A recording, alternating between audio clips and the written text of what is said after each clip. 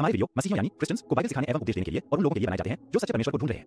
किसी अन्य धर्म की आलोचना करना या उसके अनुयायियों का अपमान करना हमारा उद्देश्य बिल्कुल नहीं है, लेकिन कई क्षेत्रों में बाइबल की शिक्षाएं अन्य धर्मों के साथ मेल नहीं खाती। इसलिए अगर किसी को बाइबल की शिक्षाओं से ठेस पहुंचती हो तो कृपया हमारे वीडियो न देखें। प्रभु आपको आशीष दे। Our videos are made to teach and preach the Bible to Christians and to those who are seeking the true God. It is not our intention to criticize or insult any other religion or its followers, but there are many areas in which the teachings of the Bible do not match with those of other religions. So if anyone is offended by the teachings of the Bible, please do not watch our videos. God bless you. और प्रभु तेरे निर्धन होने से हम तुझ में धनवान बन गए। प्रभु आपकी महान आशीष को इस कलीसिया पर भेजे। गरीबी की मानसिकता, गरीबी की सोच, प्रभु गरीबी का जीवन स्तर के पीछे छोड़कर आशीष की ओर कदम बढ़ाए, उन्नति की ओर कदम बढ़ाए, सफलता की ओर कदम बढ़ाए। हम गरीबी के श्राप को इनके जीवन से तोड़ते हैं। हम प्रार्थना करते इस कलीसिया में कोई निर्धन नहीं रहेगा, इस कलीसिया में कोई गरीब नहीं रहेगा, कोई पैसों के लिए संघर्ष नहीं करेगा। हम प्रार्थना करते प्रभु तेरी उदारता की आत्मा इन पर हावी हो, सफलता की आत्मा इन पर हावी हो। प्रभु तेरे आशीष को इन पर भेज। हम आपको महिमा आदर देते आज की शाम प्रभु। होने दे मैं कर दो आप बड़े प्रभु।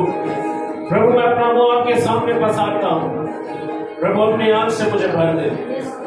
प्रभु एक याचक भविष्यवक्ता और तेरा दास होने के नाते जो वचन हम यहाँ घोषणा करेंगे प्रभु उसका बड़ा प्रभाव हम सबके जीवन पर दिखाएंगे।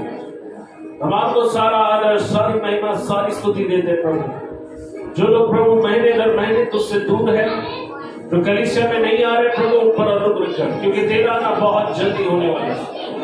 तू नहीं चाहता किसी भी आत्मा का नाश हो प्रभु। जिनके मन कठोर हो गए हैं प्रभु, जो विश्वास में दुर्बल है, निर्बल है, जो भटक रहे, परमेश्वर उन पर अनुग्रह करे। होने दे आपकी भेड़े आपकी आवाज सुने प्रभु। प्रभु आपकी उपस्थिति में आए परमेश्वर। जो लोग ऑलरेडी आपकी उपस्थिति में आप उन्हें आशीर्वादित करें। इनमें से कोई भी अपने घर वापस वैसे नहीं जाएगा जैसे वो अंदर आए थे, और यहाँ से वो तेरी आशीष को, तेरी उपस्थिति को लेकर जाएंगे, तेरे अभिषेक को लेकर जाएंगे। यीशु मसीह के नाम से इस पूरी जगह पर हम आपका लहू लगाते हैं। हम हर एक व्यक्ति पर, हर परिवार पर आपका लहू लगाते हैं। हर एक इक्विपमेंट पर हम यीशु मसीह का लहू लगाते हैं। तुम सभी लोग बोलो ब्लड ऑफ जीसस। यीशु का लहू, यीशु का लहू सारे बंधन तोड़ देता है प्रभु। हम आपके लहू की घोषणा करते हैं जगह पर, हम आपके लहू को लगाते हैं। हर गड़बड़ी की आत्मा को, हर एक निराशा की आत्मा को, हर एक सत्य को यीशु के नाम से जगह से निकालेंगे। तूने कहा तुम सत्य को जानोगे और सत्य तुम्हें आजाद करेगा। प्रभु तेरा वचन सत्य है और अपने वचन के द्वारा आप हर एक से बातें करेंगे। यीशु मसीह के नाम से हम प्रार्थना करते हैं। सब लोग कहेंगे आमीन। आइए जोरदार तालियों के द्वारा इससे भी अच्छा कर सकते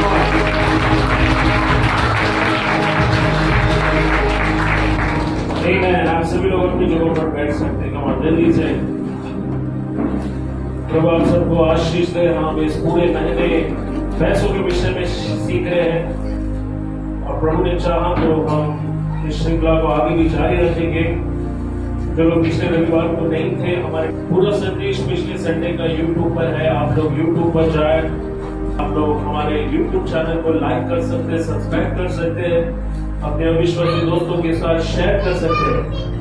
तो जो लोग पिछले संडे नहीं आए थे वो यूट्यूब पर संदेश फिर से सुन सकते हैं। पिछली बार हमने देखा था पैसा जरूरी है, और आज मैं आपसे बात करने वाला हूँ।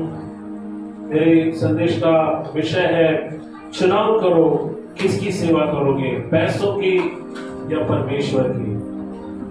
हम अपने बाजू वाले को बोलो चुनाव करो, किसकी सेवा करोगे, पैसों की या परमेश्वर की। कितने लोगों के हाथों में बाइबल है? क्या मैं आपके हाथों में बाइबल देख सकता हूँ? जल्दी से अपने बाइबल उठाए। हालेलुया। जब भी हम चर्च आते हैं, हम कोई क्लब में नहीं आते, सो प्लीज जब भी आप चर्च आओ तो खाली हाथ मत आइए, हाथ उठा के मत आइए। अपनी बाइबल को साथ में लेकर आइए। ऐसा आप लोग अपना हाथ नीचे रख सकते हैं। मेरे साथ कोई निकालिए मत्ती रचित सुसमाचार, उसका 6वां अध्याय और वचन 24 को हम लोग पढ़ेंगे। मैं चाह रहा हूँ सभी लोग अपने मोबाइल फोन को स्विच ऑफ करें या साइलेंट मोड पर डालें। हम एक अत्यंत महत्वपूर्ण घड़ी में हैं। हम वचन को देख रहे हैं सभी लोग।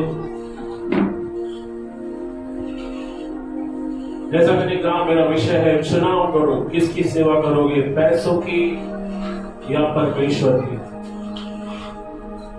सो प्रभु की स्तुति। आज फिर से हम अपने आर्थिक शिक्षा को जारी रख रहे हैं।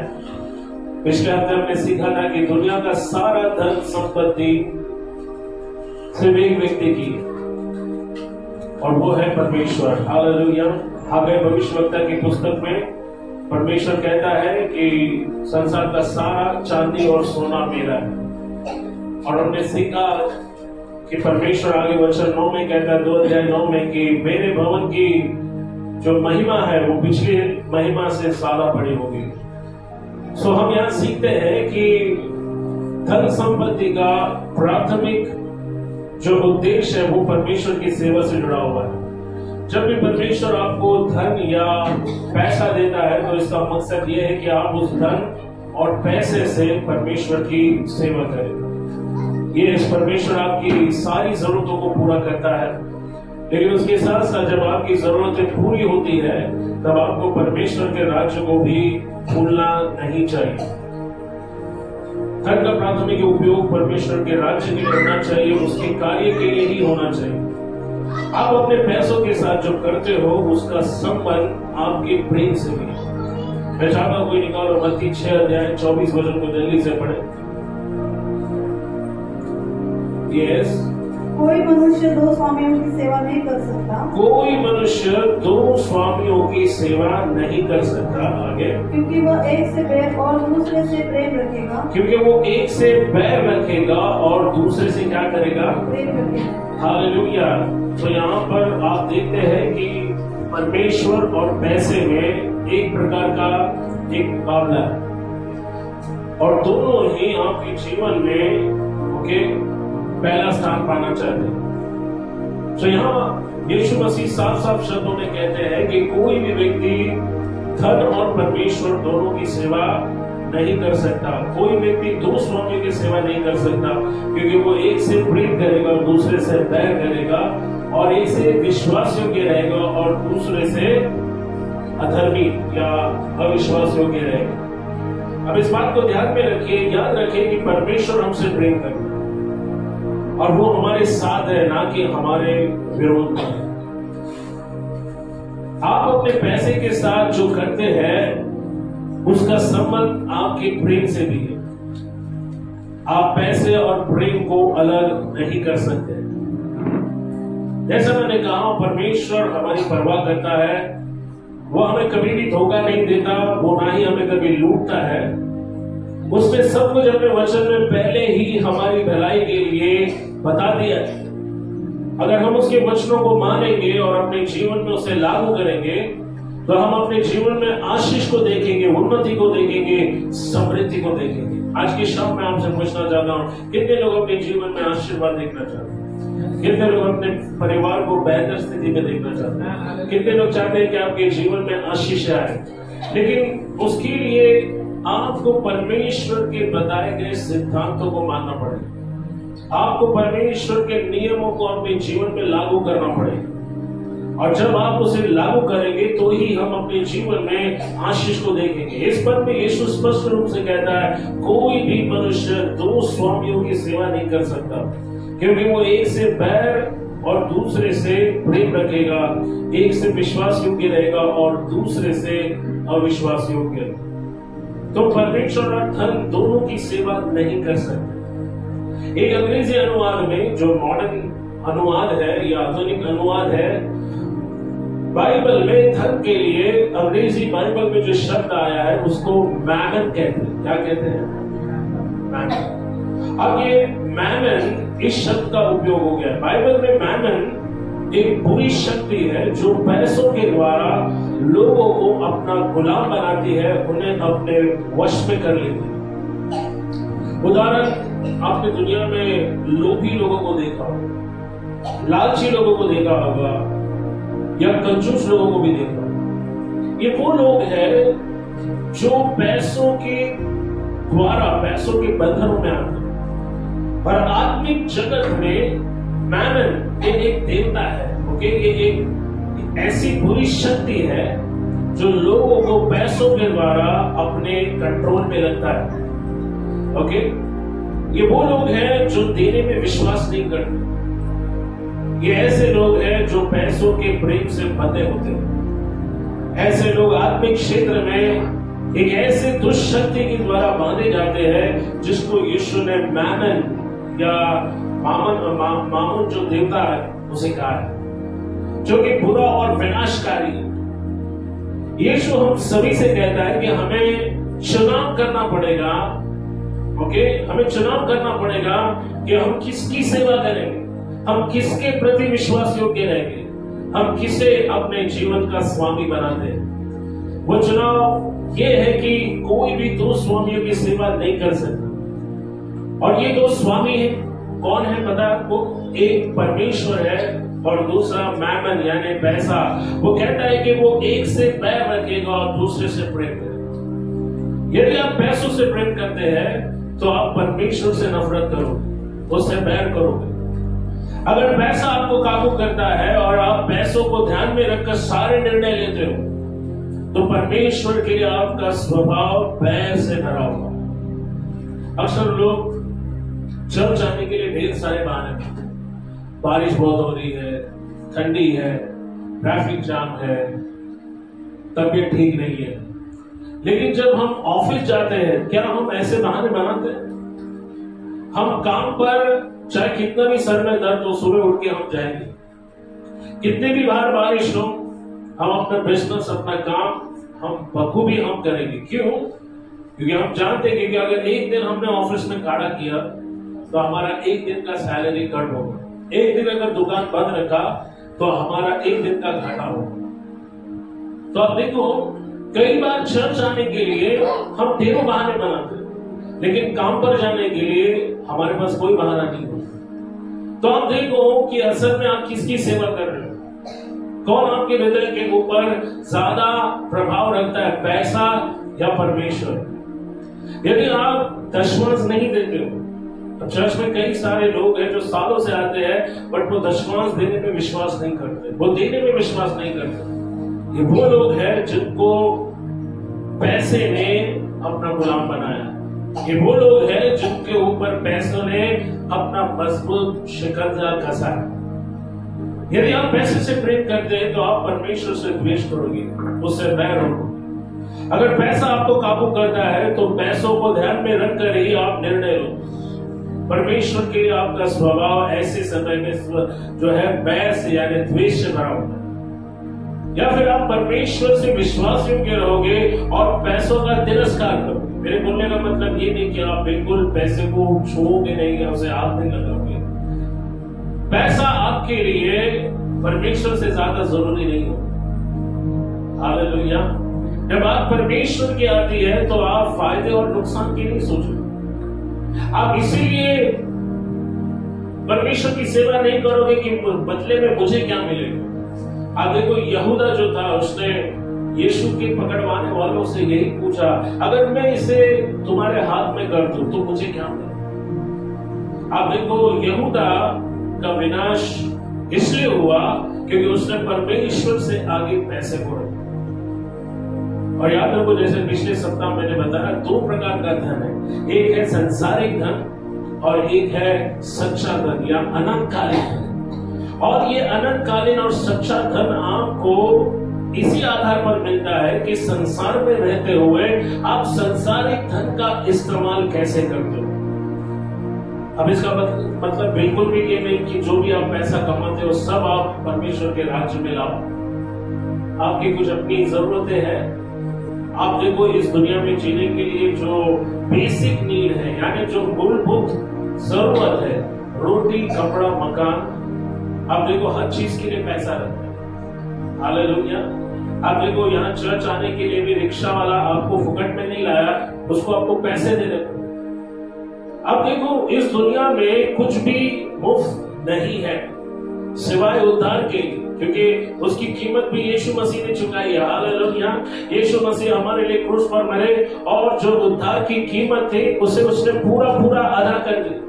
इसलिए उद्धार हमको मुफ्त में मिला। यीशु ने कहा, जो तुमको मुफ्त में मिला है दूसरों को भी क्या करो, मुफ्त में दो। बट दुनिया में जीने के लिए आपको पैसा चाहिए। अगर आप अच्छा जीवन जीना चाहते हो, अपने बच्चों का अच्छा जीवन देना चाहते हो, तो हर चीज के लिए पैसा लगता है। और कई बार हम पैसों के लिए रात दिन एक कर देते हैं। कई बार हम परमेश्वर को स्थान नहीं दे पाते। हम परमेश्वर को जो समय देना चाहिए, प्रार्थना में जो समय देना चाहिए, हम उसे पैसे कमाने के लिए इस्तेमाल करते हैं। सुनिए, जबकि ये सांसारिक धन हमेशा आपके साथ नहीं रहेगा। जब आप इस दुनिया को छोड़कर जाओगे तो आपको सब कुछ यहीं पर छोड़कर जाना पड़ेगा। इसलिए यीशु ने कहा, अगर आपको धन जमा करना है तो स्वर्ग में अपने लिए धन जमा करो, जहां ना तो चोर तुम्हारे पैसे को चुरा सकता है, ना कीड़ा तुम्हारे धन को खत्म कर सकता है, हाँ तो जहां आपकी चांदी और सोने को काई लग सकता है। वो कहता है कि सच्चा धन सच्चे धन के लिए परिश्रम करो, और ये सच्चा धन हमको देगा कौन? ये सच्चा धन परमेश्वर हमें देगा। जब हम अपने निर्णय पैसों के आधार पर लेते हैं, तब हम पैसों से ज्यादा प्रेम करते हैं और परमेश्वर से द्वेष करते हैं। इसका एक अच्छा उदाहरण आप देख सकते हैं कि आरंभ की कलीसिया, उन्होंने कभी ये नहीं कहा अगर पैसे मिलेंगे तो हम जाकर सुसमाचार सुनाएंगे। नहीं, अगर आप पवित्र शास्त्र को देखो तो जहां कहीं वो गए उन्होंने जाकर सुसमाचार सुना। बाइबल कहती है प्रेरित के काम शायद 4 अध्याय में कि आरंभ की कलीसिया में कोई भी कंगाल नहीं था, कोई भी निर्धन नहीं था। मैं चाहता हूं कि हमारी कलीसिया भी ऐसे ही बने, हमारे बीच में कोई कंगाल, कोई निर्धन ना हो, कोई गरीब ना हो। गरीबी श्राप है। आप देखो, जब तक आदम ने पाप नहीं किया तब तक उसे बीपी नहीं था, शुगर नहीं था, उसको टेंशन नहीं था कि मैं कहां से शाम को खाना बनाऊंगा, शाम को हम क्या खाएंगे, इस बात की टेंशन नहीं। परमेश्वर ने उसे गार्डन में रखा था। कहां रखा था? आप देखो, जब उन्होंने परमेश्वर की ना सुनकर शैतान का सुना, तब बाइबल कहती है कि वो पाप के अधीन आ गए, वो शैतान के अधीन आ गए। सारी दुनिया को उन्होंने शैतान के अधीन कर दिया। जबकि परमेश्वर ने जब ये संसार रचा, तब उसने मनुष्य के लिए कष्ट, दुख कुछ नहीं बनाया। उसने देखा और कहा सब कुछ अच्छा है, लेकिन जो परमेश्वर ने अच्छा बनाया था वो सब बुरा कब हुआ? जब मनुष्य ने परमेश्वर के विरुद्ध जाने का निर्णय लिया। आप देखो, गरीबी मनुष्य ने खुद चुना, परमेश्वर ने नहीं दिया। आपको याद होगा बहुत हफ्ते पहले या बहुत महीने पहले मैंने एक संदेश सुना था, क्या कोई गरीब बनकर पैदा होता है या कोई धनवान बनकर पैदा होता है? नहीं, गरीबी मनुष्य ने खुद चुना। आप देखो, उसके पाप में गिरने के बाद परमेश्वर ने आदम और हव्वा से कहा कि अब तुम जमीन पर जाओगे, भूमि को क्या करोगे? तुम सींचोगे। ओके, जब तक तुम पसीना नहीं बहाओगे तुम्हारे लिए ये भूमि रोटी नहीं देगी, और ये भूमि तुम्हारे लिए ऊंट कटारे, यानी तुम्हारे लिए जो है दुख के साथ तुम अपनी रोटी खाओ।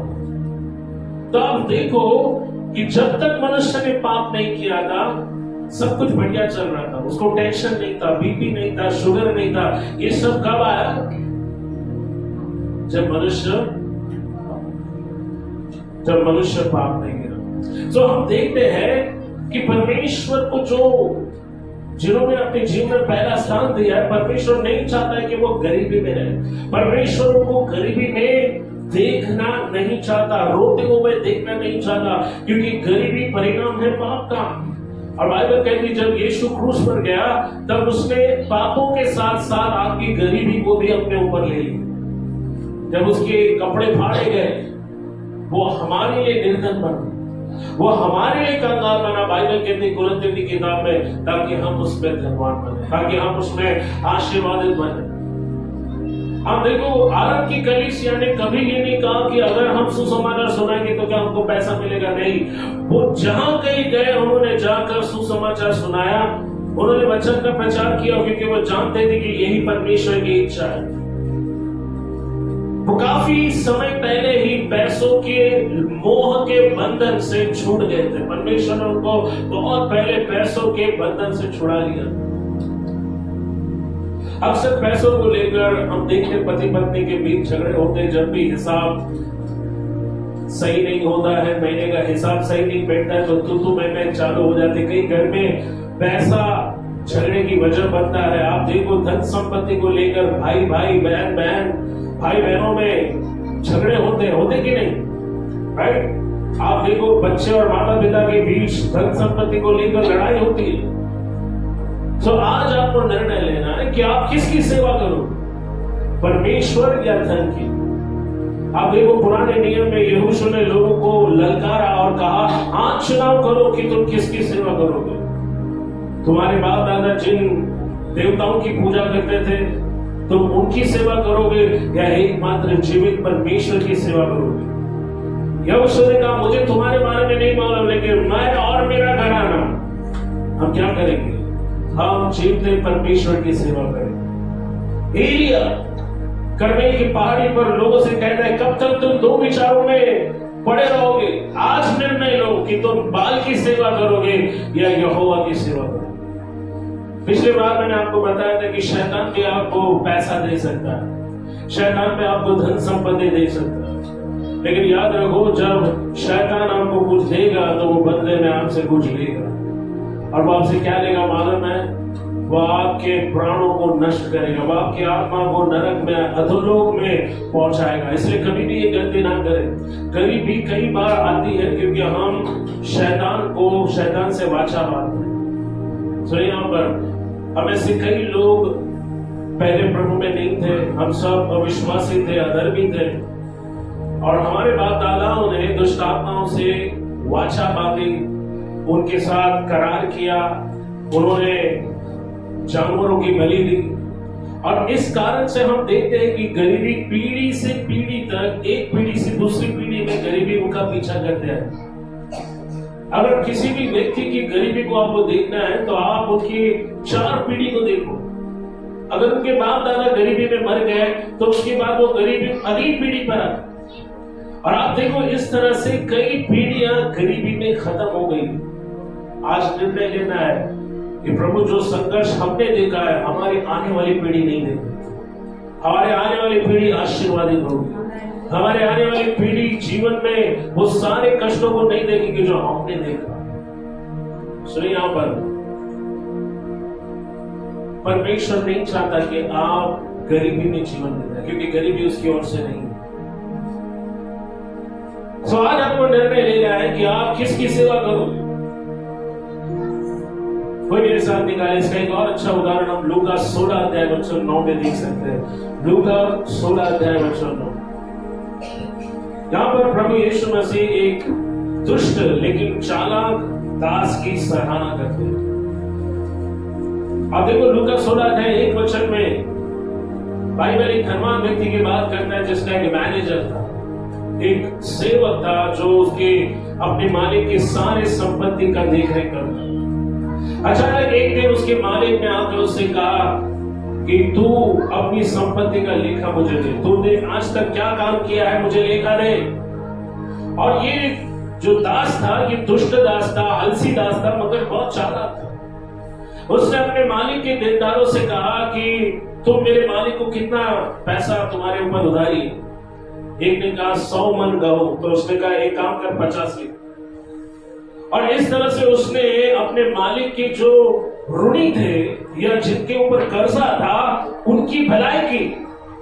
और इस दृष्टांत में यीशु मसीह इस दुष्ट चालाक दास को उसकी सराहना करते, क्योंकि वो जानता था कि क्या करने से जब उसका मालिक उसे काम से निकाल देगा तो ये लोग जिनके साथ उसने भलाई की थी वो लोग उसे अपने घर में रख लेंगे या वो लोग उसे संभालेंगे। कोई पढ़िए लूका 16 अध्याय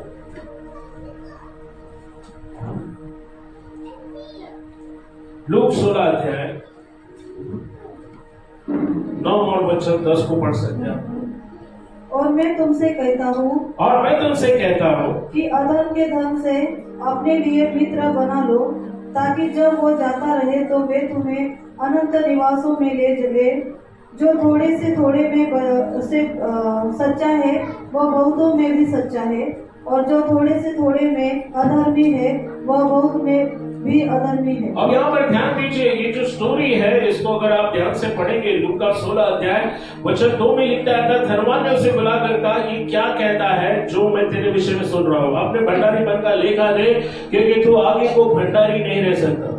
तब भंडारी सोचने लगा कि अब मैं क्या करूं, क्योंकि मेरा स्वामी भंडारी का काम मुझसे छीन रहा है, मिट्टी मुझसे खोदी नहीं जाती, भीख मांगने में मुझे लज्जा आती है। मैं समझ गया कि मैं क्या करूंगा, मैं भंडारी के काम से छुड़ाया जाऊं तो लोग मुझे अपने घर में लें। तो उसने अपने स्वामी के देनदारों से एक को बुलाकर पूछा कि तुझ पर मेरे स्वामी का कितना कर्जा है? उसने कहा 100 मन जैतून का तेल। उसने कहा कि अपनी वही खाता ले और तुरंत बैठकर उसमें 50 ले। फिर दूसरे से पूछा तुझ पर कितना कर्जा? उसने कहा 100 मन गेहूं। तब उसने कहा अपना खाता वही ले और 80 ले। स्वामी ने अधर्मी भंडारी को सराहा क्योंकि उसने चतुराई से काम किया, क्योंकि इस संसार के लोग अपने समय के लोगों के साथ रीति व्यवहारों में ज्योति के लोगों से अधिक चालाक है। सुनिए, यहाँ पर ज्योति की संतान कौन है? ज्योति की संतान आप और मैं है, आप जो विश्वास करने वाले। अब संसार के लोग और हमारे बीच में एक फर्क है। यीशु कहता है कि इस संसार के लोग अपने लोगों के साथ व्यवहार करना बहुत अच्छे से जानते हैं। ज्योति की संतानों से अच्छा उन्हें समझदारी है कि पैसों के विषय में कैसे किसके साथ व्यवहार करना है। वचन 9 में वो कहता है, मैं तुमसे कहता हूं अधर्म के धन से अपने लिए मित्र बना लो। अब देखिए, ये जो अधर्म का धन है ये पृथ्वी का धन है, ये संसारिक धन है। और क्या आपको मालूम है, ये संसारिक धन आपके लिए स्वर्ग में एक बड़े पुरस्कार को तैयार कर सकता है। जब आप जो आपके पास है, जो संसारिक धन परमेश्वर आपको देता है, जब आप उसे परमेश्वर के राज्य के लिए इस्तेमाल करो, जब आप उसे सुसमाचार प्रचार के लिए इस्तेमाल करो, जब आप उसे कलीसिया में लाते हो ताकि प्रभु की सेवा आगे बढ़े, जब आप प्रभु की सेवा के लिए अपना पैसा देते हो, तो स्वर्ग में कई लोग आपको थैंक यू बोलेंगे। वो बोलेंगे थैंक यू क्योंकि आपने अपना पैसा सुसमाचार प्रचार के लिए दिया। इस कारण मैं नरक में नहीं गया, मैं स्वर्ग में आया। सुनो, यहाँ पर कई लोग हैं जो सुसमाचार सुनाने के लिए दूर दूर जगहों पर नहीं जा सकते, लेकिन जो सुसमाचार सुनाने के लिए दूर जगहों में जाते हैं, आप ऐसे लोगों को अपना पैसा देकर परमेश्वर के राज्य के संदेश को संसार भर में ले जाते हैं। आप देखो, प्रेरित के काम में एक अविश्वासी व्यक्ति था, कुरनेलियस, और प्रेरित 10 अध्याय में बाइबल कहती है स्वर्गदूत आया और स्वर्गदूत ने कहा, हे कुरनेलियस, परमेश्वर ने तेरी प्रार्थना और तेरे दान को स्मरण किया। सिर्फ प्रार्थना को परमेश्वर याद नहीं रखता, आप जो दान अर्पण परमेश्वर की सेवा के लिए देते हो उससे भी परमेश्वर याद करता है। क्योंकि आपके बाइबल में लिखा, आप पढ़ सकते हो, प्रेरित के काम 10 अध्याय में कोई लिखा है, जल्दी से क्विकली प्रेरित को काम उसका 10 अध्याय, और एक से आप पढ़ सकते हैं, एक से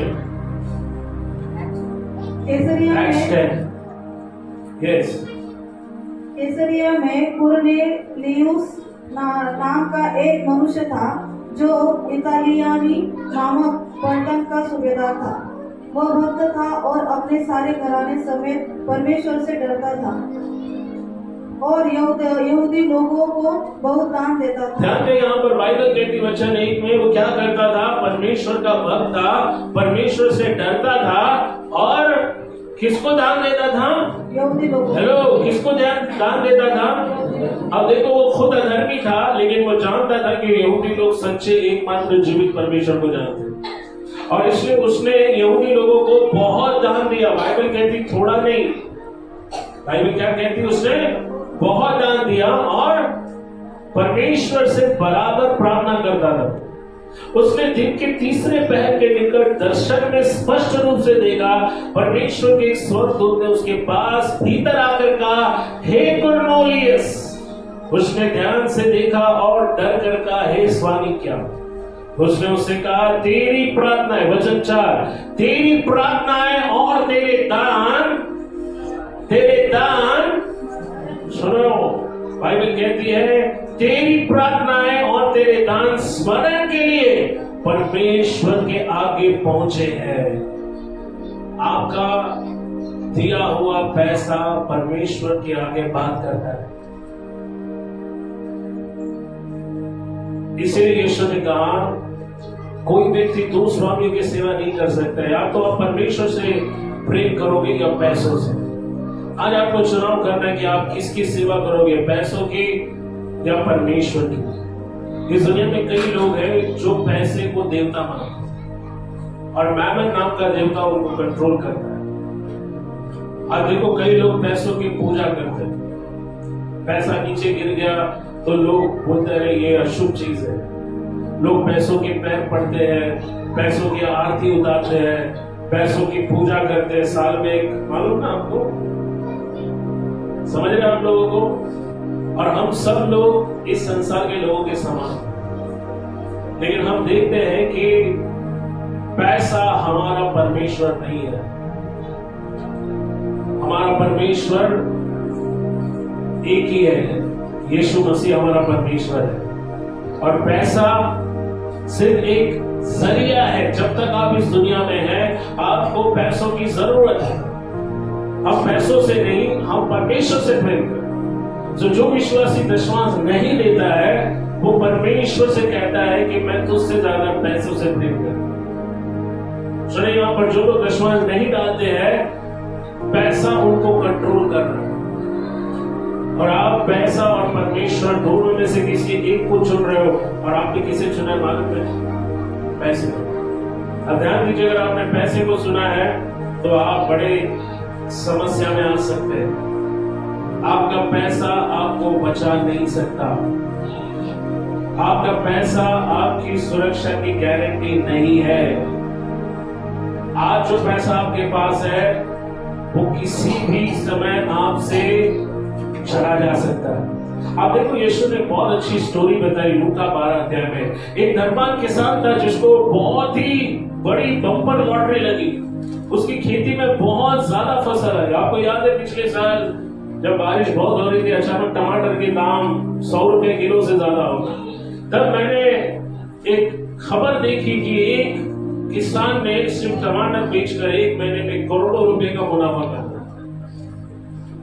मैं मेरी पत्नी से कहा चलो हम भी खेती करते हैं टमाटर की। सुनिए, यहां पर लूका, कोई निकल लूका 16 अध्याय, सॉरी 12 अध्याय, लूका 12 अध्याय। और आप लोग पढ़ सकते हैं वचन 16 से। Look 12, 16 to 21। उसने उसे एक दृष्टांत से कहा, किसी धनवान की भूमि में बड़ी उपज हुई। तब वह अपने मन में विचार करने लगा, मैं क्या करूं, क्योंकि मेरे यहाँ जगह नहीं है जहाँ अपनी उपज इत्यादि रखूं। और उसने कहा, मैं यह करूंगा, मैं अपनी बखारियां तोड़कर उससे बड़ी बनाऊंगा और वहाँ अपना सब अन्य और संपत्ति रखूंगा। और अपने प्राण से कहूंगा कि प्राण, तेरे पास बहुत वर्षों के लिए बहुत संपत्ति रखी है, चैन कर, खा पी सुख से रहे। परंतु परमेश्वर ने उससे कहा, हे मूर्ख, इसी रात तेरा प्राण तुझसे ले लिया जाएगा। तब जो कुछ तूने इकट्ठा किया है वह किसका होगा? ऐसा ही वह मनुष्य भी है जो अपने लिए धन बटोरता है, परंतु परमेश्वर की दृष्टि में धनी नहीं। वचन 21 को अंडरलाइन करें। बाइबल कहती है वैसा ही वो मनुष्य भी है जो अपने लिए धन तो इकट्ठा करता है, लेकिन परमेश्वर की दृष्टि में धनी नहीं है। सुनो, आज लोगों की दृष्टि में कई लोग धनवान है, पर परमेश्वर की दृष्टि में वो लोग कंगाल है। बाइबल कहती है कई लोग हैं जो अपने लिए धन बटोरते हैं, लेकिन वो परमेश्वर की दृष्टि में धनवान नहीं है। सुनो, यहाँ पर कितने लोग परमेश्वर की दृष्टि में धनवान बनना चाहते हैं? इसलिए यीशु ने कहा अपना धन कहां पर इकट्ठा करो, पृथ्वी पर नहीं, कहां पर इकट्ठा करो। यस, सो धन का प्राथमिक उपयोग किसके लिए होना चाहिए? परमेश्वर के राज्य के लिए। जब आप परमेश्वर के राज्य के लिए अपने धन का इस्तेमाल करते हो तो आपका धन कम होने के बजाय बढ़ता जाएगा। हालेलुया। आपका परिवार आशीष पाएगा, लेकिन आपके द्वारा दूसरों के लिए आप आशीष बनेंगे। परमेश्वर आपको इतना देगा, बट सबसे पहले वो ये देखेगा क्या आप विश्वास योग्य हो। अगर आप 10 रुपए में विश्वास योग्य नहीं हो तो आप 1000 रुपए में भी विश्वास योग्य नहीं रहोगे। अगर आप 10 रुपए में बेईमानी करते हो तो आप 1000 में भी बेईमानी करो। और अगर आप 10 रुपए में विश्वास योग्य हो तो परमेश्वर को आपको लाखों देने के लिए कोई समस्या नहीं। सुनो, यहाँ पर बाइबल कहती है, यहाँ पर एक मनुष्य था जिसकी खेती में बहुत सारी फसल लगी और वो बहुत खुश हुआ और उसने अपने प्राण से कहा कि हे मेरे प्राण, अभी पूरा साल तुझे काम करने की जरूरत नहीं है, तू चैन से बैठकर खा सकता है। कई बार हमारे दिमाग में भी ऐसे सवाल आते हैं कि काश मेरी लॉटरी लग जाए या मुझे करोड़ों रुपए कहीं से अचानक मिल जाए तो मेरे आने वाली पीढ़ी भी बैठकर खाएगी, मैं भी बैठकर खाऊंगा, हमको परिश्रम करना नहीं पड़ेगा, कोई टेंशन नहीं होगा। देखो, जो लोग जब पैसा नहीं होता है तब खुश रहते हैं ना, तब पैसा आने के बाद भी वो दुखी नहीं होंगे। बट यहां पर ध्यान दीजिए, जो लोग बिना पैसों के दुखी होते हैं वो पैसा आने के बाद भी दुखी रहेंगे, क्योंकि पैसा आपको हमेशा खुशी नहीं दे सकता है। उल्टा पैसा आने के बाद आपकी टेंशन्स भी बढ़े। कितने लोग मेरी बात को समझे? जब आपके पास ज्यादा पैसा आता है तो लोगों की अपेक्षाएं हमसे बढ़ जाती है, राइट? कई लोग आपसे अपेक्षा करना शुरू करेंगे, कई लोगों के साथ आपके संबंध भी खराब हो सकते हैं। कई लोग बोलेंगे इसके पास है लेकिन वो आपको देता नहीं है। सुनो, यहाँ पर इस व्यक्ति ने अपने मन से कहा कि मेरे पास इतना है कि मैं जिंदगी भर आराम करूंगा, लेकिन परमेश्वर रात में आकर उसे पूछता हूं, आज अगर मैं तेरा प्राण ले लूं तो ये सब जो तूने घर बांधा है, डबल माले का घर, गांव में घर बांधा है, बैंकों में पैसा जमा किया है, सेफ डिपॉजिट में जमा किया है, राइट, शेयर्स में जमा किया है, ये सब किसका है? किसका होगा? हाँ, ये जिसने कुछ नहीं किया उसका होगा। सुनो, यहां पर परमेश्वर चाहता है कि आप पैसों के विषय में उसके सिद्धांतों को अपने जीवन में लागू करें। जब पैसा अपने आपके ऊपर अपनी पकड़ जमाता है तब उससे छूटना बड़ा मुश्किल होता है। आज आपको तय करना है कि आप किसकी सेवा करोगे। कई लोग मनुष्य की दृष्टि में धनवान है लेकिन परमेश्वर की दृष्टि में, देखिए, परमेश्वर अक्सर आपके हाथों में पैसा देकर परखेगा कि आप विश्वास योग्य है या नहीं। ओके, हम लोग फिर से हम लोग मत्ती में जाएंगे जहां पर यीशु ने कहा कि अपने लिए क्या करो, अधर्म के धन से अपने लिए क्या करो, मित्र जमा करो। तो निकालो लूक 16:10 को पढ़ो।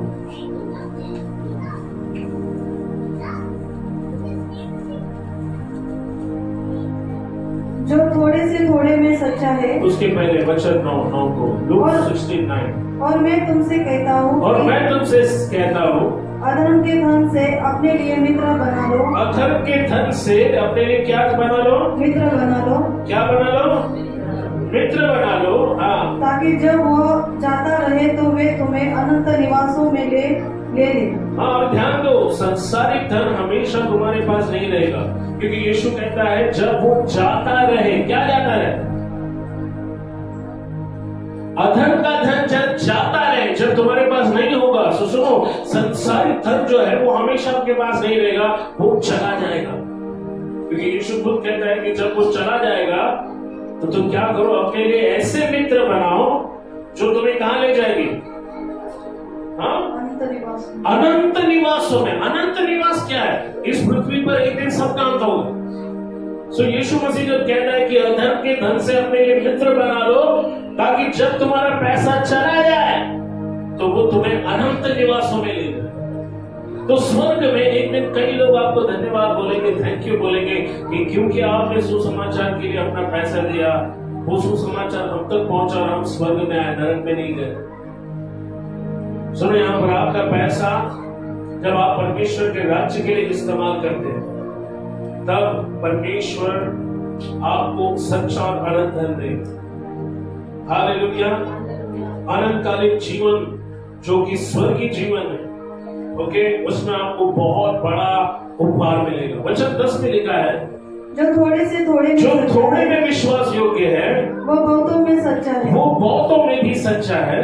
और जो थोड़े से थोड़े में अधर्मी है, और जो थोड़े में अधर्मी है वो बहुतों में भी अधर्मी है। बहुतों में भी अधर्मी। अब यहाँ एक बेहद महत्वपूर्ण सिद्धांत है। अगर हम पैसों के विषय में थोड़े में विश्वास योग्य है, तो परमेश्वर हमें बड़े मौके देगा। कितने लोग चाहते हैं कि आपको परमेश्वर बड़े मौके दे? परंतु अगर आप थोड़े में अधर्मी हैं, तो वो बड़े मौके परमेश्वर आपको कभी नहीं देगा। कई लोग बोलते हैं, ठीक है, ये तो छोटा मोटा काम है, अगर परमेश्वर मुझे बड़ा काम देना तो मैं बहुत कुछ हासिल करूंगा। सुनो, अगर आप थोड़े में विश्वास योग्य नहीं है, तो कोई बड़ा मौका आपको परमेश्वर कभी नहीं देगा। अगर आप थोड़े में विश्वास योग्य नहीं। एक जवान था जिसको गिटार सीखना, और गिटार सीखने के लिए उसको पैसे चाहिए थे, क्योंकि क्लासेस ज्वाइन करना। तो वो परमेश्वर के पास गया, उसने प्रार्थना की, उसने कहा, परमेश्वर, इस गिटार को सीखकर मैं आपकी सेवा करूं, पर इस गिटार को सीखने के लिए मेरे पास पैसे नहीं है, तो आप पैसे का प्रबंध करें। जब परमेश्वर ने उसे पैसे दिए, तो जवान ने टीवी पर एक मोबाइल फोन का ऐड देखा, और उसके मन में विचार आ गया कि ये जो पैसा है, इससे मैं मोबाइल खरीदूं। और आप देखो, उसने एक मूर्खता की। जो परमेश्वर ने पैसा उसको गिटार सीखने के लिए दिया था, उसने उसी पैसे से जाकर एक महंगा मोबाइल फोन खरीदा। और जानते क्या हुआ? वो जवान कभी गिटार नहीं सीख पाया। अब आपको क्या लगता है, क्या परमेश्वर उसको फिर से उसकी प्रार्थना को सुनेगा? हाँ या नहीं? सुनेगा या नहीं? क्योंकि जो पहला मौका उसे मिला था, उसने उस मौके को क्या किया? गंवा दिया। सुनो, यहाँ पर परमेश्वर अपेक्षा करता है कि जो थोड़ा आपके पास है, उसमें आप विश्वास योग्य हो। अगर आप थोड़े में अधर्मी हैं, तो आप परमेश्वर देखेगा कि आप बड़ी चीजों में भी गड़बड़ी करोगे। क्या आप जानते, परमेश्वर ने हमें छोटी छोटी बातों में परखता है। हेलो, परमेश्वर छोटी छोटी बातों में हमें परखता है। हमारे जीवन में जो छोटे बड़े निर्णय हम लेते हैं, वही आगे जाकर हमारे जीवन को बड़ा मोड़ देते हैं। इसलिए छोटी छोटी बातों में विश्वास योग्य रहो। जैसे अगर आपको ऑफिस में 9 बजे पहुंचना है, तो आपको 9 बजे होना चाहिए। चर्च में समय आना है, समय पर आना है। ये छोटी छोटी बातें जो आपको आगे चलकर जीवन में बड़े दरवाजे आपके लिए खोल सकते हैं। अगर आपने किसी को वादा किया है कि मैं कल तुझे पैसा दूंगा, और आप उस वादे से मुकर जाते हो, तो परमेश्वर देखता है कि आप अपने वादे के पक्के नहीं। सुनिए, यहाँ पर छोटी छोटी बातें कल आपके जीवन को बड़ा मोड़ देती है। जिनको हम मामूली और साधारण समझकर अनदेखा करते, वही कल हमारे जीवन को असल में आकार देते। एक उदाहरण मैं आपको देना चाहूंगा। एक प्रभु का सेवक था, प्रचारक, जिसको किसी दूसरे गांव में प्रचार के लिए बुलाया गया। वो अपने गांव के एक बस अड्डे पर गया और वो बस का इंतजार करने लगा। जैसे बस आया, वो बस में बैठा। कंडक्टर ने उसे पूछा, आपको कहाँ जाना है? उसने कहा, मुझे आगे एक फलाना गांव है, मुझे वहां जाना है। तो टिकट जो कंडक्टर होता है, उसने कहा, आपके जो है 5 रुपए 50 पैसे टिकट होते हैं। तो उसने उसको 10 रुपए का नोट दिया, लेकिन कंडक्टर ने बदले में उसको छुट्टे कुछ ज्यादा दे दिए। अब जब ये प्रचारक के हाथों में ज्यादा पैसे आ गए, तो उसके मन में विचार आने लगा कि परमेश्वर का ही बड़ा आशीष है कि आज मेरा दिन बहुत अच्छा है, कि मुझे बदले में छुट्टे कम मिलने चाहिए थे, लेकिन बहुत ज्यादा मिल गए। सो वो उसने पैसे को अपने हाथ में रखा और वो इंतजार करने लगा अपने स्टॉप का आने। और तब पवित्र आत्मा ने उससे बातें की, वो छुट्टे उसको वापस कर दे। जो ज्यादा पैसा तुझे मिला है उसको क्या कर, वापस कर। तो वो समझ नहीं पा रहा था कि ये किसकी आवाज है, ये अपना खुद का विचार है या परमेश्वर का है, वो समझ नहीं पा रहा। धीरे धीरे जैसे समय खत्म हो गया और बस उसका स्टॉप आने वाला था, तब वो अपनी जगह से उठा और जैसे ही वो बस के दरवाजे पर गया, उसने फिर उस आवाज को सुना, वो पैसे वापस गए। तब उससे रहा ना गया, उसने कंडक्टर को बुलाया, उसने जेब में हाथ डाला और कहा कि आपने ये पैसे मुझे ज्यादा दे दिए, तो ये आपके पैसे मैं आपको लौटाना चाहता हूँ। तब कंडक्टर ने कहा कि अरे हमने सुना था कि आज इस गांव में एक बहुत बड़ा सेवक आने वाला है, क्या वो सेवक आप ही है? उसने कहा आपको कैसे मालूम पड़ा मैं सेवक हूँ? उसने कहा मेरे बस में इतने यात्री बैठते हैं और कई बार पैसों पे कभी कभी बहुत सारे पैसे छुट्टे में चले जाते, किसी ने पैसा वापस नहीं किया, पहले व्यक्ति हो जिसने ये पैसा वापस किया, और इसी से मुझे मालूम पड़ गया कि आप प्रभु के सेवक। वो प्रभु का सेवक बस से नीचे उतरा और उसने आसमान की तरफ देखकर कहा, प्रभु आज मैं आपको 2 रुपए में बेचने वाला था, धन्यवाद आपने मुझे ऐसा करने नहीं दिया। आपके जीवन के छोटे छोटे निर्णय, कितने लोगों को कभी दुकानदार ने छुट्टी में ज्यादा पैसे दे दिए, या आप रास्ते में चलते चलते किसी का बटवा आपके हाथ में आ गया, किसी का मोबाइल फोन आ गया, किसी का क्रेडिट कार्ड आ गया और आपने ईमानदारी से सब वापस किया।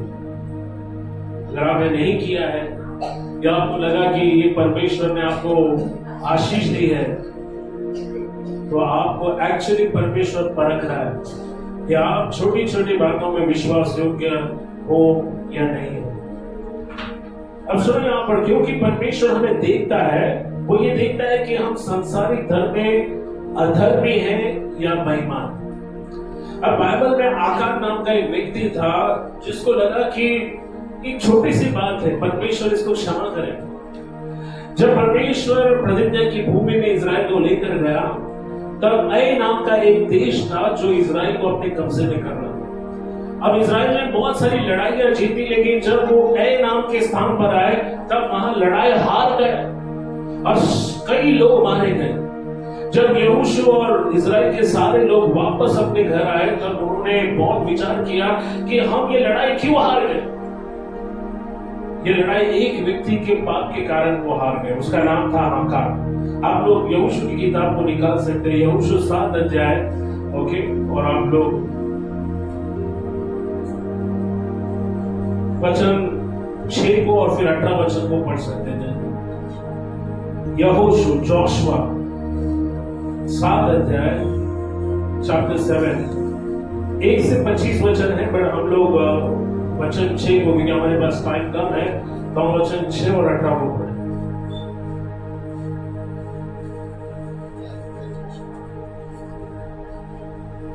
पढ़िए यहोशू 7 अध्याय वचन 6। पुराने नियम में है यहोशू, व्यवस्था विवरण के बाद, न्यायों के बाद। यस। तब यहोशू ने अपने वस्त्र फाड़े और वह और इजरायली वृद्ध लोग यहोवा के संदूक के सामने मुंह के बल गिरकर पृथ्वी पर सांझ तक पड़े रहे और उन्होंने अपने अपने सिर पर धूल डाली। यस। और यहोशू ने कहा, हाय प्रभु यहोवा, हाय प्रभु यहोवा, तू अपनी इस प्रजा को यरदन पार क्यों ले आया? क्या हमें एमोरियों के वंश में करके नष्ट करने के लिए ले आया है? भला होता कि हम संतोष करके यरदन के उस पार रह जाते। हाय प्रभु, मैं क्या कहूँ जब इजराइलियों ने अपने शत्रुओं को पीठ दिखाई है, क्योंकि कनानी वरन इस देश के सब निवासी यह सुनकर हमको घेर लेंगे और हमारा नाम पृथ्वी पर से मिटा डालेंगे। फिर तू अपने बड़े नाम के लिए क्या करेगा? वचन 18 को पढ़ना। यहोवा ने यहोशू से कहा, उठ अभी ये रोना बंद कर, जा तू क्यों इस भांति मुंह के बल पृथ्वी पर गिरा पड़ा है? कब तक तू मुंह लटका के बैठेगा? हार गया, कब तक रोते रहेगा? अभी उठ, मैं तेरे को बताऊंगा ये हार किसकी वजह से हुआ, क्यों तुम लोग हार गए। यस, इस हार का लिए एक ही व्यक्ति जिम्मेदार था, उसका नाम था आकार। सभी लोग जोर से बोला आकार। अब परमेश्वर ने लड़ाई में जाते समय इनको निर्देश दिया था कि जब तुम वहां जाओगे तो अधर्मी लोगों का कोई वस्तु का लालच नहीं करो, अधर्मी व्यक्तियों का कोई भी, ना कपड़े का लालच करो, उनकी महंगी वस्तुओं का लालच करो, उनकी भेड़ बत्तियों का लालच मत करना। जो तुमको दिखे वो सबको नष्ट करना, आग लगाकर जला देना। अब आकान ने जब देखा महंगे कपड़े, जब आकान ने देखा वहां पर सोने की ईंटें हैं, तो उससे रहा नहीं गया। लालच और लोभ, पैसे का प्रेम आकान पर इस तरह आगे हुआ कि उसने सोचा कि ये तो मामूली बात है, परमेश्वर ने तो उनको मान दिया ना, तो अब इनका सामान तो हमको ही मिलेगा, इनका जो लूट का माल है ये हम अपने घर लेकर जाएंगे। लेकिन परमेश्वर ने क्या कहा था कि कोई चीज तुम अपने घर मत लाना, उसको क्या करो, वहीं पर नष्ट कर दो। लेकिन आकान एक ही व्यक्ति था जिसने ये बात मानने से इनकार किया। अब एक व्यक्ति के पाप के कारण पूरा देश हार गया। छोटी छोटी बातें आपके जीवन को बड़ा आकार देगी। यीशु के साथ था और बाइबल के यहूदा यीशु के साथ था, और यहूदा हर दिन थोड़ी थोड़ी छोटी छोटी चोरियां करता। क्या करता था चोरी? मालूम है? वो यीशु के पैसों की थैली से पैसा, और उसकी ये जो हिमाकत थी वो बढ़ती गई बढ़ती गई बढ़ती गई, और अंत में उसका लालच इतना ज्यादा बढ़ गया कि उसने जाकर शास्त्रियों से कहा, मैं तुम्हें यीशु का पता बताऊंगा, तो मुझे क्या दोगे? उन्होंने 30 चांदी के सिक्के यहूदा को तोड़ कर दिए। और अंत में क्या हुआ मालूम है? यहूदा कैसे मरा आप जानते हैं? उसने अपने आप को क्या लगाया? देखो, लालच शायद शुरुआत में आपको इतना खतरनाक नहीं दिखेगा, लोभ शायद आपको इतना खतरनाक नहीं दिखेगा, कंजूसी आपको लगेगी साधारण बात है, लेकिन याद रखो इसके पीछे एक देवता काम करता है जिसका नाम है मैमन। और यीशु कहता है कि तुम धन की और परमेश्वर की सेवा नहीं कर सकते। पौलुस कहता है कि कई लोग धनवान बनने के चक्कर में उन्होंने अपनी आत्मा का नाश कर डाला। कई लोगों को शैतान ने बेहतर जिंदगी का और जीवन के बेहतर चीजों का लालच दिखाकर उनको परमेश्वर के भवन से दूर न करो। लोग 12-12 घंटे काम कर रहे हैं, 8-8 दिन घर पर नहीं आ रहे।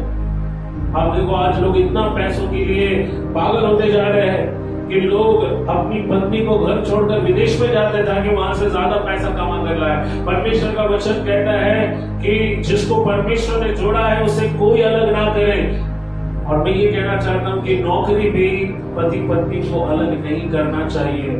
एक आदमी विदेश जाता है ज्यादा पैसा कमाने के लिए, वो बोलता है 6 महीने में मैं तुझे वीजा लेकर घर पे बुलाऊंगा, हम लोग साथ में रहेंगे। लेकिन 6 महीना क्या 6 साल हो गया, अभी तक वो अकेले वहां पर काम कर रहा है। उसको कोई दूसरा मैडम मिल गया है, यहाँ पर उसकी पत्नी अकेली, उसको कोई दूसरा आदमी मिल गया है। और क्या हो गया? बच्चे को बाप कौन है मालूम नहीं, क्योंकि 6 साल से बच्चे ने बाप का मुंह नहीं देखा है। और जब बाप आता है तो माँ बोलती देखो ये डैडी है, बच्चा बोलता कौन है तेरा डैडी, मैंने तो कभी देखा ही नहीं।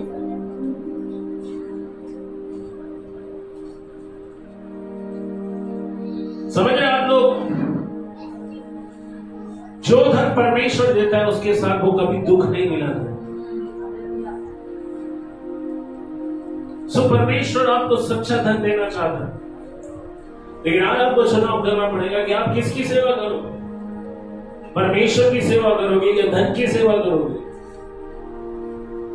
संसारिक धन चला जाएगा। यीशु ने कहा जब संसार का धन चला जाएगा तो अधर्म के धन से जो मित्र तुम बना लोगे वो तुम्हें अनंत निवासों में ले जाएंगे। अनंत निवास क्या है? स्वर्ग की चीज।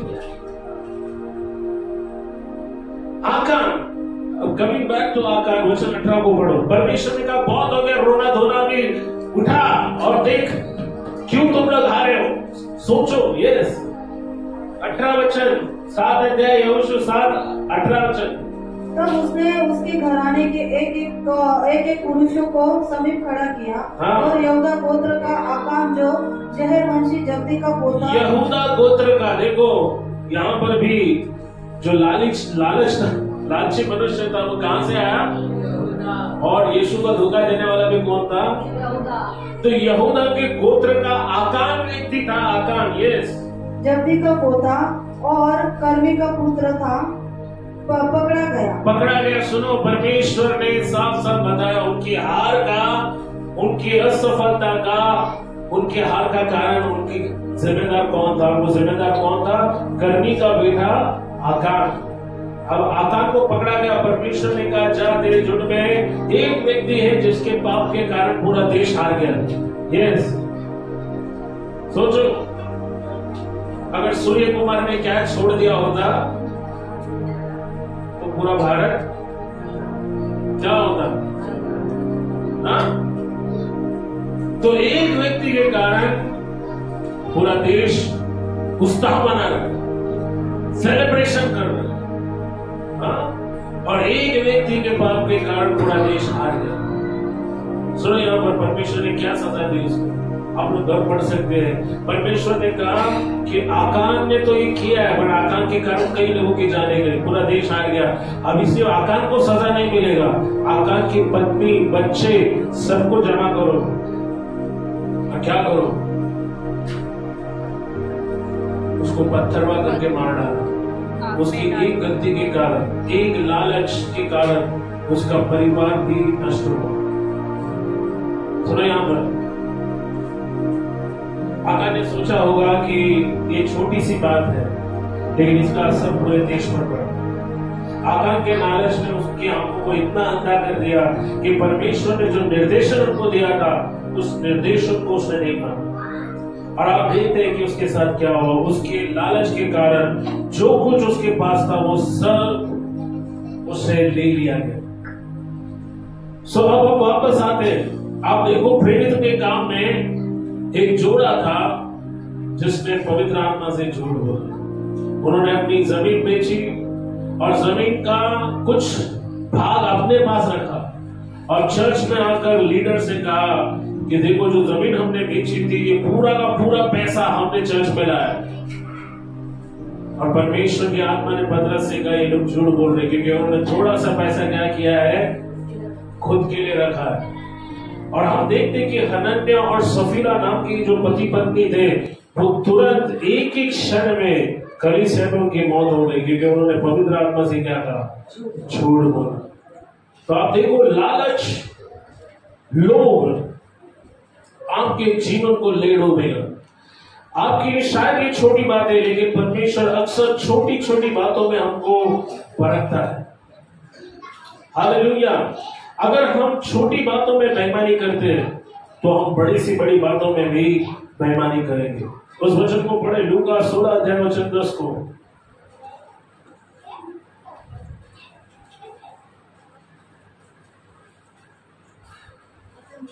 यस, जो थोड़े से थोड़े में सच्चा है वह बहुतों में भी सच्चा है। अगर आप थोड़े में सच्चे हैं तो परमेश्वर देखेगा कि आप बहुत बड़ी बातों में भी सच्चे हैं। 1000 रुपये तनख्वाह है, लेकिन आप बिना चूके हर महीने 100 रुपये अपना दशमांश प्रभु को देते हैं। परमेश्वर क्या करेगा? परमेश्वर आपके पैसों को बढ़ाना शुरू करेगा। 1000 से सीधे 5000 रुपया आपका इंक्रीमेंट हो जाएगा। 5000 से सीधा 10,000, 10,000 में प्रभु देखता है, अरे 10,000 आने के बाद भी ये विश्वास योग्य है।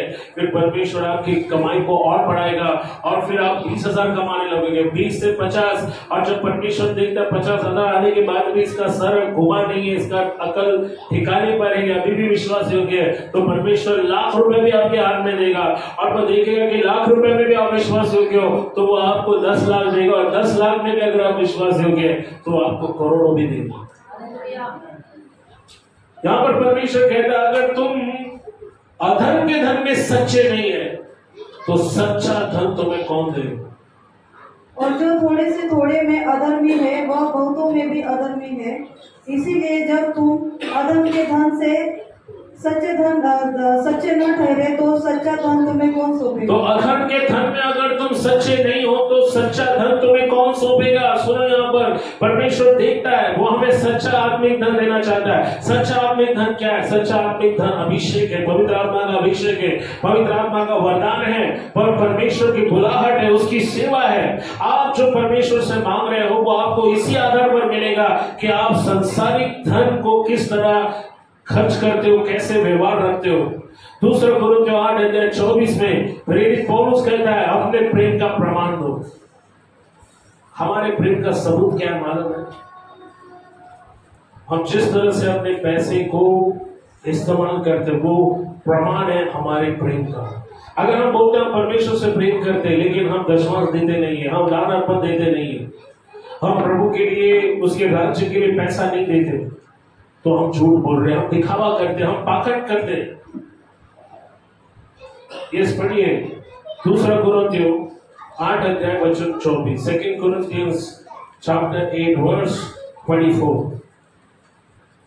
अतः अपना प्रेम और अपना वह घमंड तो जो तुम्हारे विषय में है कलीसियाओं के सामने सिद्ध करके उन्हें दिखाओ। हाँ, परमेश्वर कहता है तुम्हारा जो प्रेम है और हमारा जो तुम पर घमंड करना है उसे साबित करके दिखाओ। कैसे साबित करोगे कि आप परमेश्वर से प्रेम करते हो? अगर आप परमेश्वर से प्रेम करते हो लेकिन सालों से कलीसिया में आ रहे हो लेकिन आप देने में विश्वास योग्य नहीं हो, तो आप प्रेम करने का दिखावा कर रहे हो, आप सच में प्रेम नहीं करते। मत्ती 6:19 में यीशु कहता है जहां तुम्हारा धन है वही तुम्हारा क्या है? पढ़िए मत्ती 6:21। यीशु कहता है जहां तुम्हारा धन है वही तुम्हारा मन भी है। आज मैं आपसे पूछना चाहता हूं हमारा मन कहां लगा? हेलो, पढ़ो। क्योंकि जहाँ तेरा धन है जहाँ तेरा धन है वहीं पर तेरा मन लगा रहेगा। आज मैं आपसे पूछना चाहता हूं हमारा मन कहां लगा हुआ?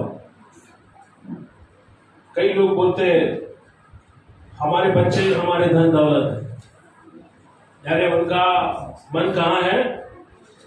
कुछ लोग कहते हैं कि हमारे रिश्तों से ज्यादा कीमती हमारे लिए कुछ भी नहीं है, यानी उनके लिए उनके रिश्ते बहुत ज्यादा महत्वपूर्ण है। लेकिन क्या आपने कभी सोचा है कि परमेश्वर का मन कहां लगा हुआ है? हेलो, परमेश्वर का धन कौन है? परमेश्वर का धन आप हो, परमेश्वर का धन लोग है। यशाया उसके 43:4 में परमेश्वर कहता है तू मेरी दृष्टि में अनमोल है। हालेलुया, कहो मैं परमेश्वर की दृष्टि में अनमोल हूँ।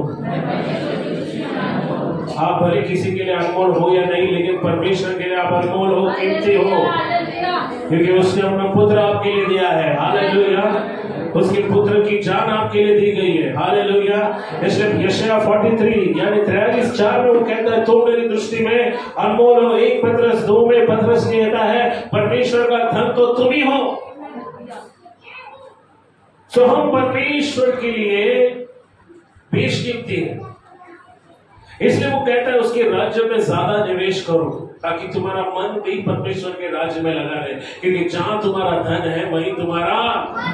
सो जब परमेश्वर के राज्य में आप ज्यादा पैसे लगाओगे, निवेश करोगे, तो आपका मन भी कहां लगा रहेगा?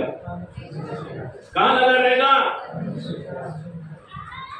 हम अपने पैसों के साथ जो करते हैं वो बहुत ही महत्वपूर्ण है। आज कई लोग कहते हैं कि उनके जीवन में पैसों की बहुत समस्या है, जैसे उन्होंने सोचा था वैसा उनके साथ नहीं हो पाया।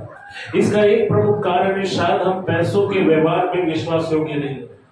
आज अगर हम अपने आर्थिक जीवन में समस्याओं को देख रहे हैं तो निराश मत होइए, असफलता को स्वीकार मत करो, उसमें से बाहर आओ, उसी दशा में मत रहो, उस दशा के साथ समझौता मत करो। चलो ठीक है, कई बार लोग पूछते हैं काय कसं चाललंय? अरे चालते दिवस काटते,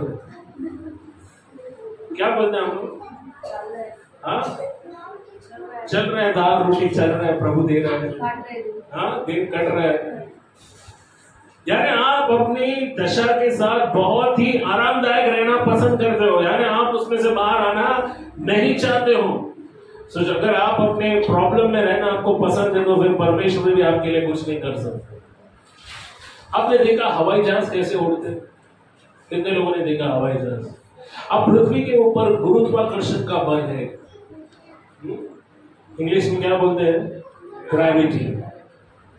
अब ये ग्रेविटी या जो गुरुत्वाकर्षण का बल है वो सारी चीजों को अपने पास खींच कर रखता है। अब देखो कुछ भी आप ऊपर डालो वो नीचे गिरता है, क्यों? क्योंकि पृथ्वी पर क्या है बेटा? ग्रेविटी, गुरुत्वाकर्षण का बल है। तो आप बोले थे हवाई जहाज से लोग उड़ते कैसे?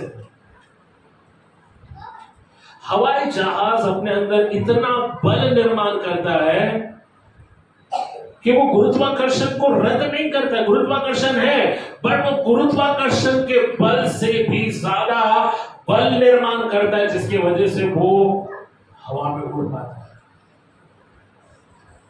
तो अब देखो, जिन्होंने हवाई जहाज बनाया उन्होंने इस नियम को याद रखा। अब आप परमेश्वर के नियम को अपने जीवन में लागू करोगे तो आप गरीबी से उभर पाओगे, अपनी समस्याओं से बाहर आ पाओगे। नहीं तो आप अपनी समस्याओं में ही रहोगे, जिंदगी भर दुखी रहोगे। एक पीढ़ी गरीबी में चली गई, दूसरी पीढ़ी भी गरीबी में जाएगी और आने वाली पीढ़ी भी। अगर आप गरीबी से बाहर आना चाहते हो, कभी गलती मत करो, शैतान के पास मत जाओ, बाबाओं के पास मत जाओ, ऐसा कोई काम मत करो, नहीं तो जितना हालत है उससे भी ज्यादा बुरा होगा। गरीबी का एक कारण है क्योंकि दुष्ट आत्माओं को हमने क्या किया, करार किया, दुष्ट आत्माओं के साथ वाचा बांधी, उनको हम बलि चढ़ाते थे, इसलिए हमारी पीढ़ी अब क्या हो गई, गरीबी में खत्म हो गई।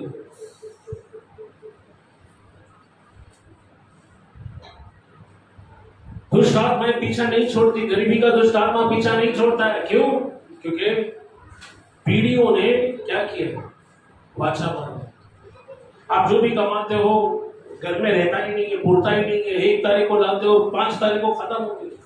महीना भर फिर 1 बाटी साकर दे, चाय पत्ती दीजिए, फिर बाद में हम लोग बोलते हैं पड़ोसी को यीशु में विश्वास करो, वो बोलेगा अरे तेरा जीवन अच्छा हो गया क्या, वो मेरे को बोल रहा है। वो विधवा स्त्री को परमेश्वर ने इतनी आशीष दी कि पूरा गांव उस एक स्त्री के द्वारा आशीर्वादित हुआ। प्रार्थना करो, प्रभु मेरी बिल्डिंग में मैं सबसे आशीर्वादित हूँ, मेरे चौली में मैं सबसे ज्यादा आशीर्वादित होंगे, मेरे पड़ोस में हम सबसे ज्यादा आशीर्वादित होंगे, हमारे द्वारा लोग आशीष पाएंगे, हमें देखकर लोग कलीसिया में आएंगे। हालेलुया। हमें देखकर लोग कहेंगे कि अरे चलो हम भी इनके परमेश्वर के पास जाए, जिन्होंने इनको आशीष दी वो हमको भी आशीष देंगे। Hallelujah, hallelujah.